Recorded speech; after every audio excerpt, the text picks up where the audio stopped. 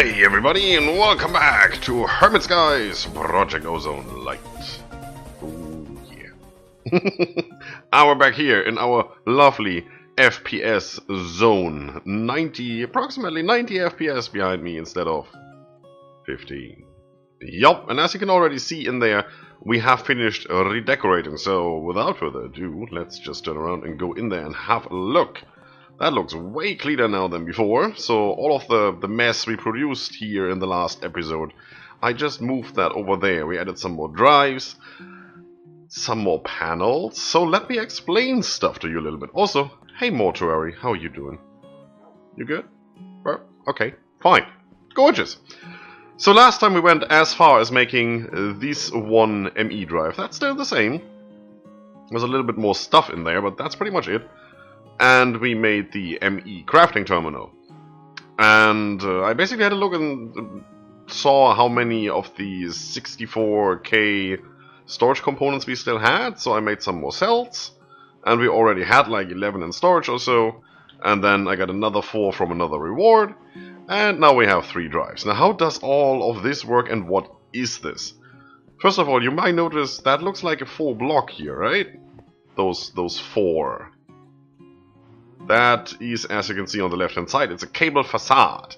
I had those switched off in NEI because it was just way too much. Let's switch that back on quickly. You see, now that's 14 pages instead of 2, and all of these are just facades. So I looked for a black block, and we used the smoky quartz before. Just click a random one here. It's basically a block, whatever block you want the facade to look like, and then you need these cable anchors, which is really any type of ingot, it seems. Any type of metal, and a Certus quartz cutting knife, which is just that. Easy to do.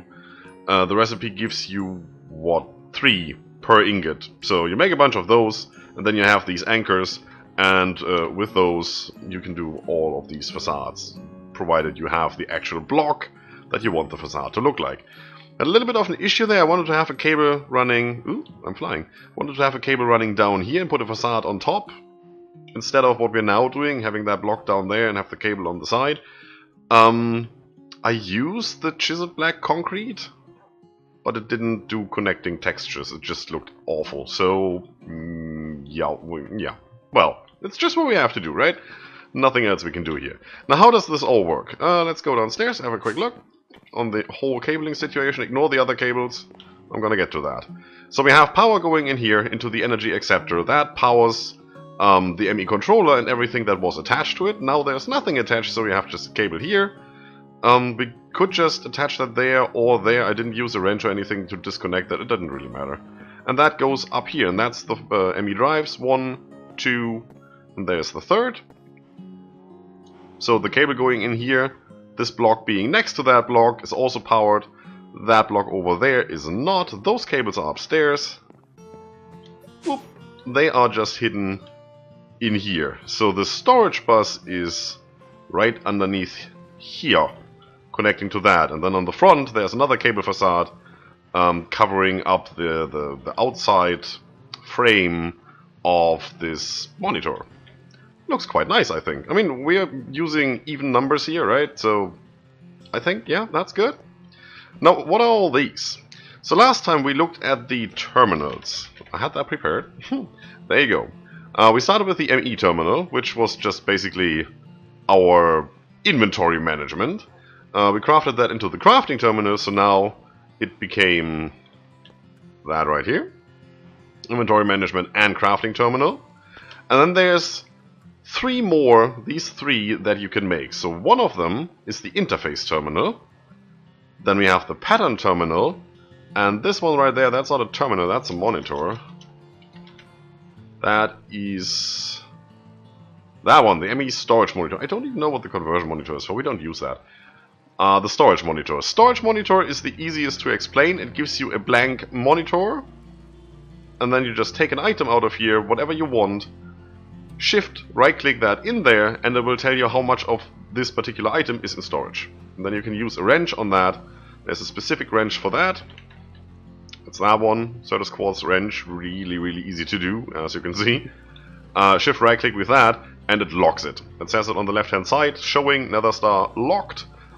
Otherwise, if you right-click it, that would just go away.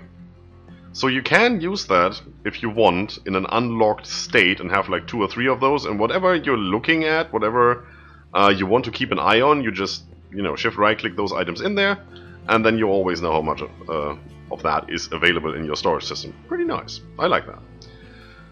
So then we have the interface terminal and the pattern terminal. We get to that right now. Let's start with the pattern terminal. It looks a bit like the crafting terminal, instead that, you know, it just says pattern terminal here.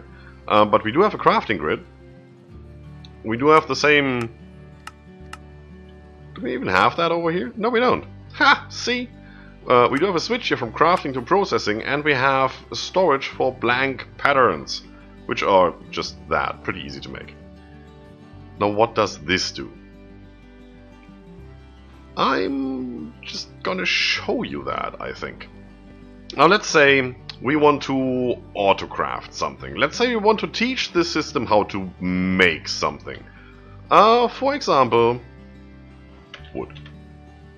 We have 20,000 wood. Each block type basically is here, but we only have a limited amount of planks.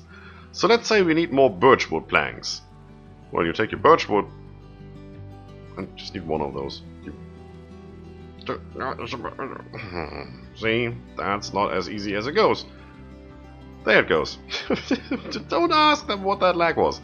You put 1 in here and it knows, okay, that thing, if you do that in the 3x3 crafting grid, hence the crafting pattern, it will make 4 birchwood planks. And then you can say, yep, that's cool. You can actually click on this and just say, yeah, give me some. That works, so you can use it as a crafting terminal. And you can say, encode, that takes an empty disk and puts this pattern on there. And you can see this is actually a disk. It's not 4 blocks, it's a disk. If I press shift, it shows me what's on that disk. Now this disk holds this pattern now. I can put that away. Now I have to put this disk somewhere. I need to teach this system how to work. Now how do we do that? So let's have a look. Let's go through this real quick. There is a... what's it called? A molecular assembler, which is this right here. Again, fairly easy to make. You need information core, you need an annihilation core. We did those last time. I'm not going to go through all the crafting, just because we did all the resources last time, and this is just putting them together in a variety of ways. I've already pre-made that. There. Here's our molecular assembler. That's what it looks like. Now I can go and take this pattern and put it in here. There you go. When you press shift. Now whenever I put wood in here, it will make planks. That's what it does. That's not really that much, right? I mean, that would mean we need 150 bazillion molecular assemblers if each of those can hold 1 pattern. And that's not how that works. No, that's... You can use it that way, and there are certain situations when you want it to be that way, but not right now. Not for us. Also, I claimed all the quests. Since I made the... Come on. That one right here. Since I made the ME chest, the rest unlocked. I claimed all of these. Actually, I haven't claimed that one yet. Let's do that. Cool. There we go. That's done. We're gonna check those in a bit. So, this molecular assembler, right? This is our basic auto-crafting table, if you wish. What can you do with that? Well, I ran a cable from up here, from our ME controller over there. These cables hold 8 channels. Now, what is a channel, Scryptar? Alright, every side of the ME controller, it actually says that in here somewhere. Where... No, that's not the ME controller. There's the ME controller. Provides 32 channels on each side of the ME controller. Recommend using a subnetwork for storage of items. Oh no, we're getting into subnetworks. Scryptar, help me. Yeah, I'm doing that. No worries. So when you attach anything to this side, you're using up a channel. So for example, if we were to use an advanced inscriber and stick it right there, or if we were to use one of these drive storages and attach that there, that needs a channel. It basically, let's put it this way, think of this ME controller as the router in your network. And all of the devices you want to use need to be connected to your router. Same as in your home network, provided you don't use wireless. You need to have an Ethernet cable going from your computer to your router. You need to have an Ethernet cable going from, I don't know, your smart TV to your router and all of that, right? There's 32 connections, 32 sockets on each side of these ME controllers. So we have a bunch of sockets available for all the machines. This cable is a bundle of 8 connections, a maximum of 8 connections. Goes over here, attaches to one of these. Well, it's an interface, it says it right there, so I might as well use that word. What I'm getting at is it's attaching to one of the applied ENERGISTICS machines. And we know that when we put these blocks together, they connect to each other, right? So we have 1, 2, 3, 4, 5, 6, 7, and that thing 8. That's 8 connections that this line can provide, and there's 8 pieces of equipment that use those connections. If I were to put another machine right here, that system wouldn't be able to see it, because that would be machine number 9, and the cable only has 9 lines for the connection up here. The connection up here still has empty sockets, right? There's 32. So we have, what, 24 that are still free. There are bigger cables we can use. I didn't want that. I wanted this. There are bigger cables. These ones right here, the dense cable. And they hold more connections. Don't quote me. Is it 16? Is it 24? Is it even 32? It might be. I have to look that up. It's probably somewhere in here. Or not. You never know.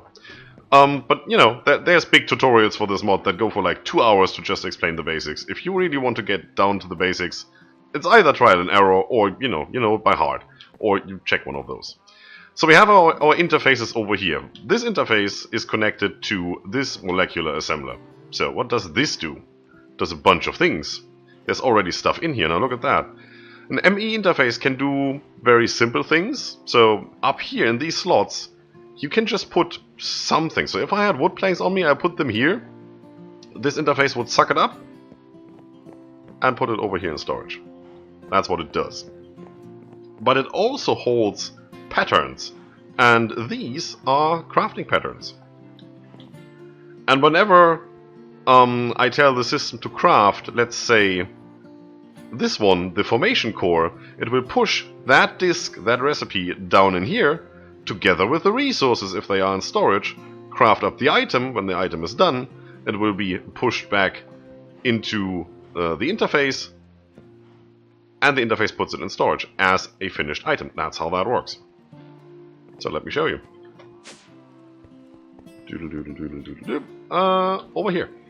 So we just saw that there was the formation core in there, right? We do have some of those. If I take these out, all of a sudden it says craft here. I can even put these back in. Well, then it says do, and we don't know that there's a crafting recipe for it. You can switch that. I said yesterday, well, last video, when I explained these buttons, this is something we will get into a little bit later. Now it's in stored and craftable mode. That's just stored, and that's craftable. There you go. You can also, when you know that there's a recipe for that, you can just middle click on it, and it gives you the crafting interface and says, okay, how many do you want? So if I were to say make 1,000 and click next, it would probably start crafting, right? So what does a formation core need? Let's quickly go in here and have a look. Don't press R while you're in here. I actually have to move the mouse somewhere else, you know, because R does this. Same as U. There's a couple other buttons. So whenever you do this, move your mouse out of the way. Formation core, R. I need a logic processor, fluix dust, and one of these crystals. So it might be that it can't craft that because there's no logic processor. Logic processor is made in the inscriber, right? Well, guess what? I set that up already. All the basic resources for AE, for the ME system, for applied ENERGISTICS, I set up down here. That's why we have this many advanced inscribers. So this one has the silicon press.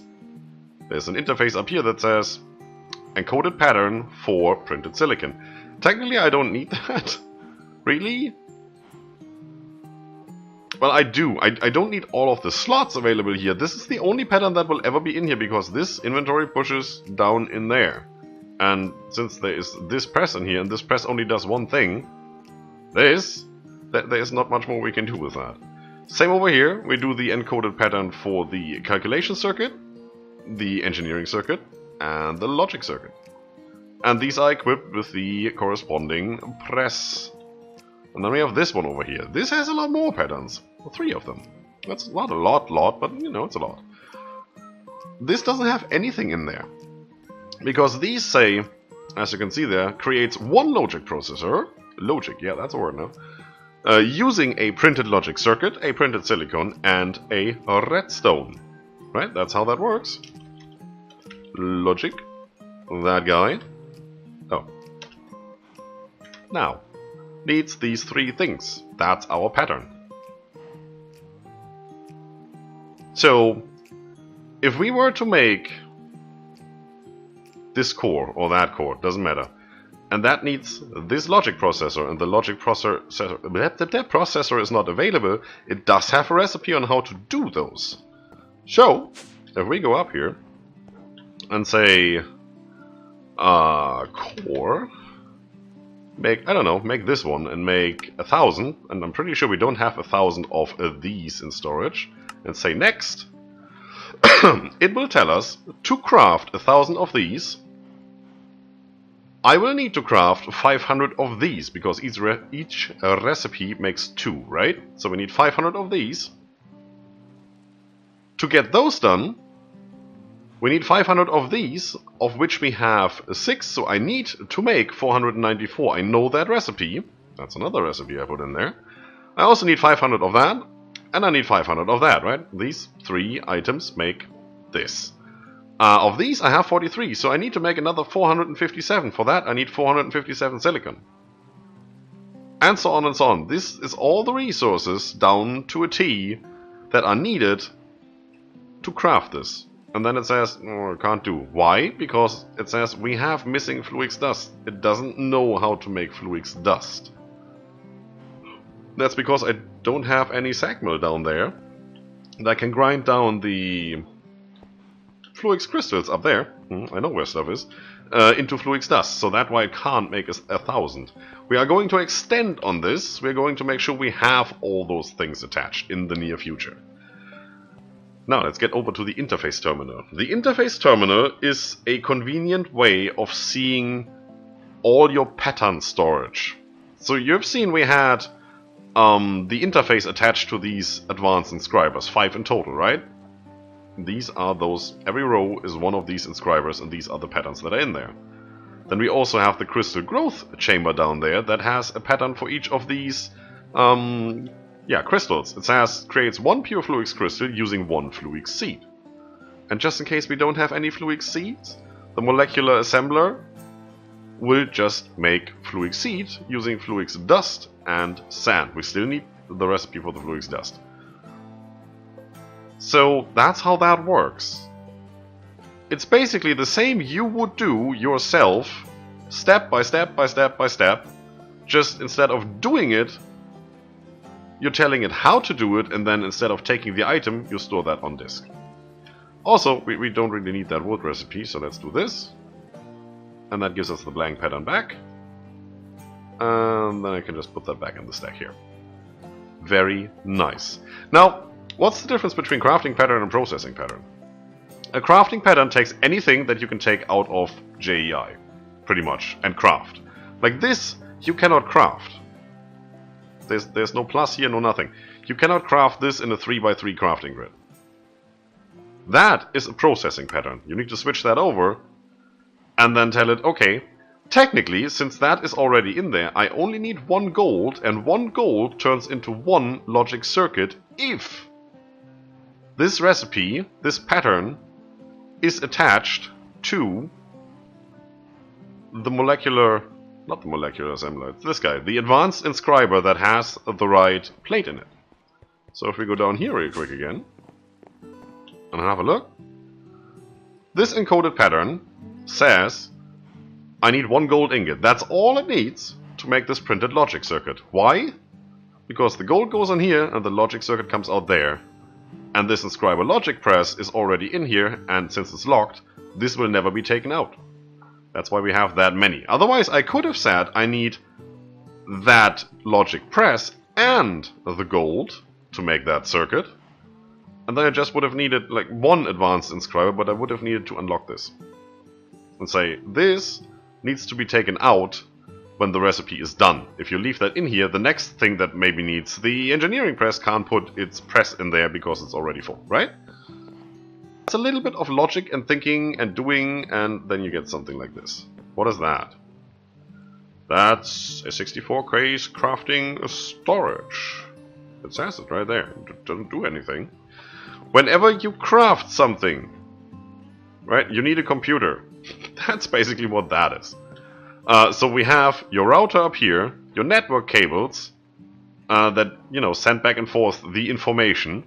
So I open up the terminal and say craft something, that information goes through the cable into the router says I know where that crafting machine is, it's over there, so it sends it through this cable over here and says put that pattern in there with that gold and make that thing. And then it waits until that thing is done, put back in, that thing goes through the cable to the router says I know where the storage is, it's over here. And sends it through that cable into storage.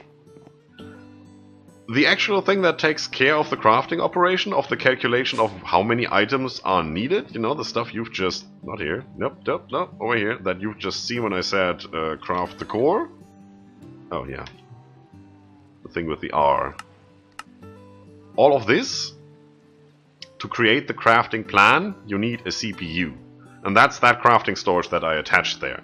It says here 7,000 bytes used, and it just won't start because we are missing items. So if I were to say make, oh, I don't know, make 200? Yeah, we only need 100 dust, we had like 300 something. Now it says start, it's fine. This plan uses 1,400 bytes. The CPU we are using is a 64K. So we have quite some room here. We can do some really big recipes, which is really, really nice. That's what we want to do. We just want to come here and say, you know what, we need, oh, I don't know, another disk. Now to make that disk, to make that drive, 64K, to make this thing, you need some basic materials, but then you need this storage component, and this storage component needs other components and the engineering processor, and then these components also need some engineering processors and more components, and yeah.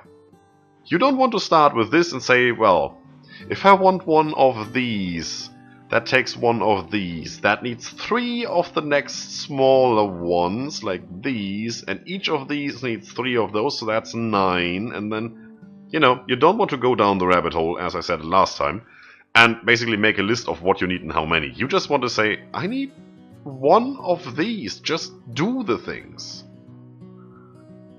And if I'm not mistaken,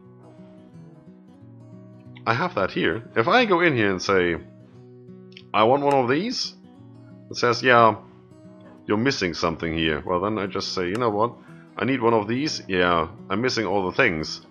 Ah, crap. Okay, 64K. There you go. I want 1 of these. And it's all done for you. All you need to say is start. And then you wait. And actually, you would be able to see that down there. Are we fast enough to go there? It's doing things. Look. It's crafting the 4K components. And now it's crafting more of them. And you can look in here and see where it is. See, it's currently doing this, and then it's doing a little bit of that, and a little bit of this. It takes a while, it's already working on it, but it's nearly done. 7 more seconds, please. Yep, there's the big one.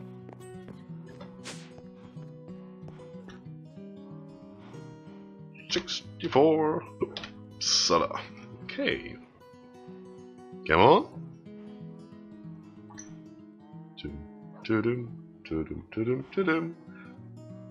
10 seconds should be done by now. Why are you not finishing? No, honestly, what's going on here? It's all in there, all is good. Are we missing something? Did I do something wrong? Shouldn't, because I used that earlier. I made one more drive. Are you done? Yeah, you're done.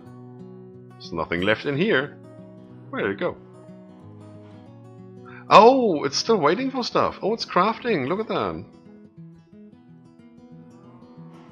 You're not getting out of there. We do have some sort of a boo-boo here. Where's the issue? Oh, I see. See, the interface can push things down, but it can't pull them back up automatically, unless the machine down there does that for you. Like the redstone furnace, where we can control which sides push and pull, or the sag mill and the alloy smelter. These things don't do that. So, we might need to... Easiest way... just get...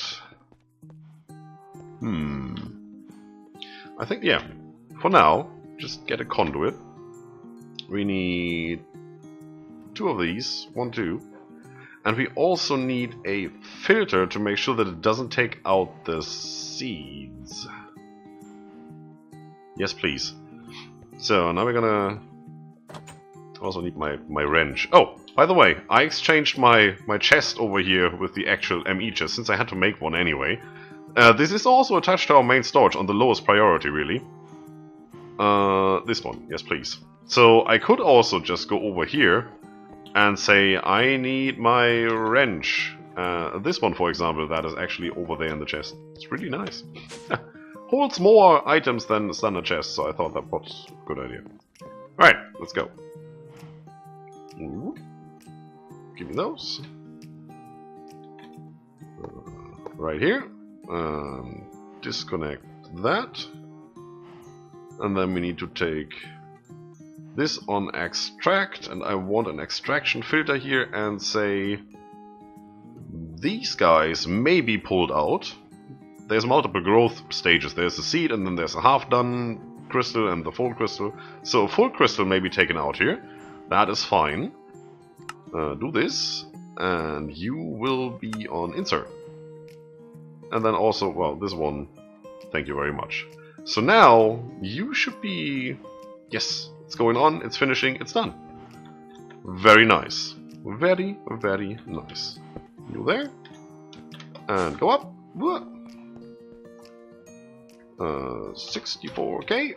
There you go. So now we can go and say, make the drive. Thank you very much. Let's put that in here. That looks better. Haha! That's how that works. In a nutshell, really. There's not much more to that.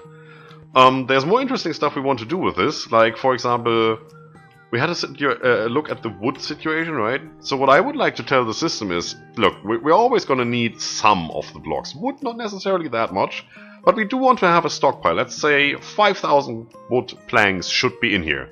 And 100 chests should be in here.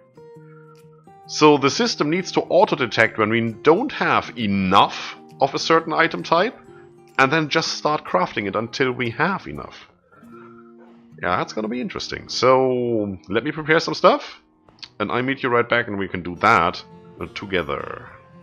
Okay, time to look at quest rewards, loot chests. Nothing. Nothing. Yeah, okay.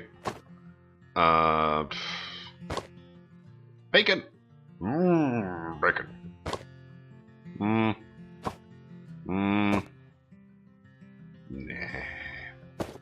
Nah.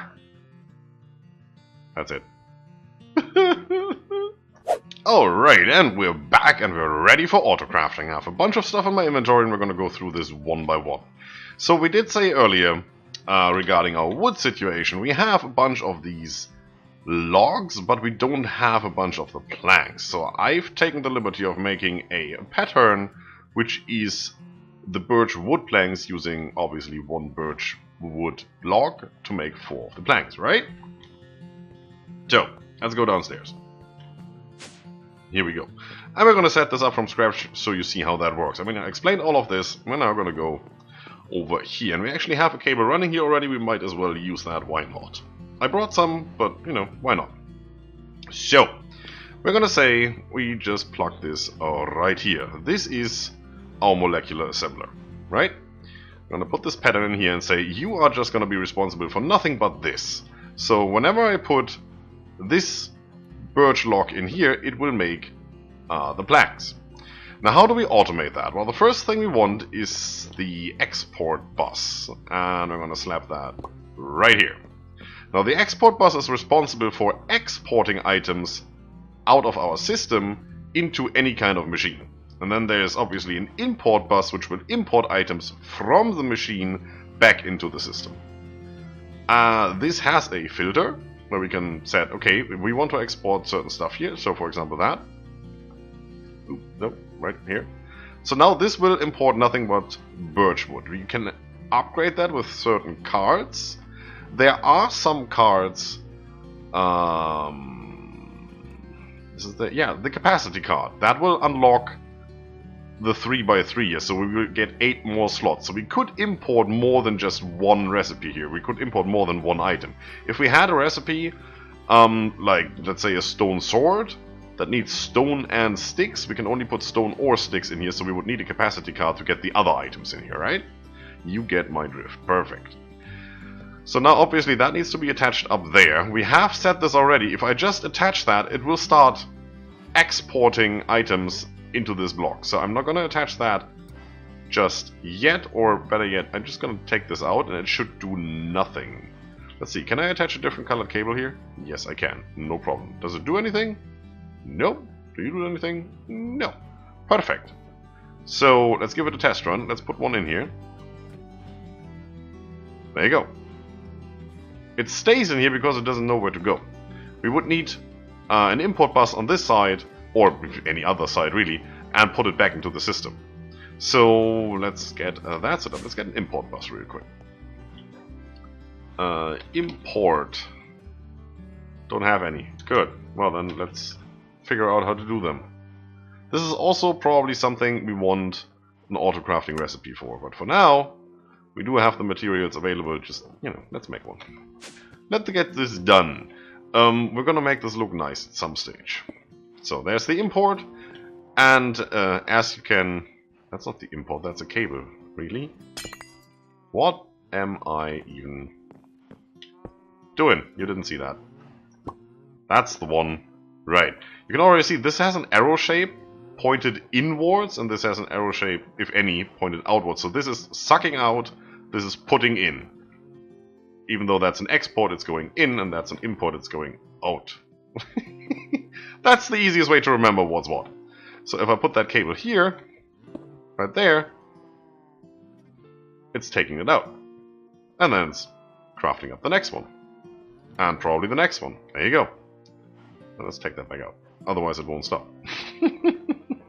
Alright, so now how do we tell this to only run when we have a certain amount of items or not? That's what this is for, the ME level emitter. Let's put that right here. Why not? And it's on. Why? Because we didn't tell it any requirements yet. So, we want to know when we actually need the planks for that, because that's what we're checking, right? You, please. One of them should be enough. Whoop.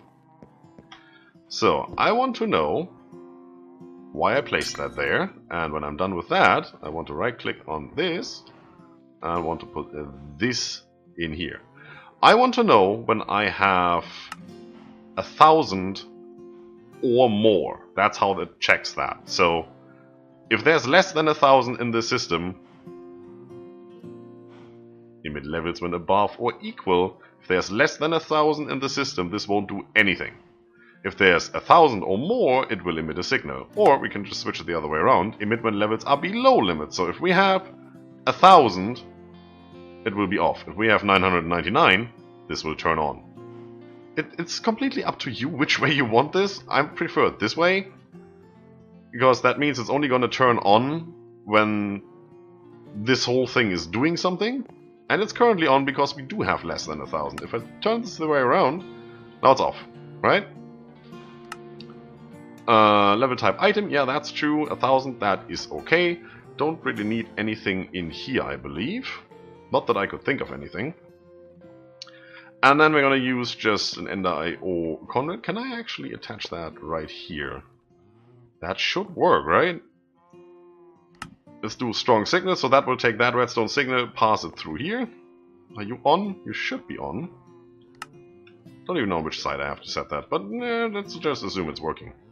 And this thing should be getting a signal. Now there is a redstone card, so we put that in here and say active with signal. It's getting a signal, so this should be active now.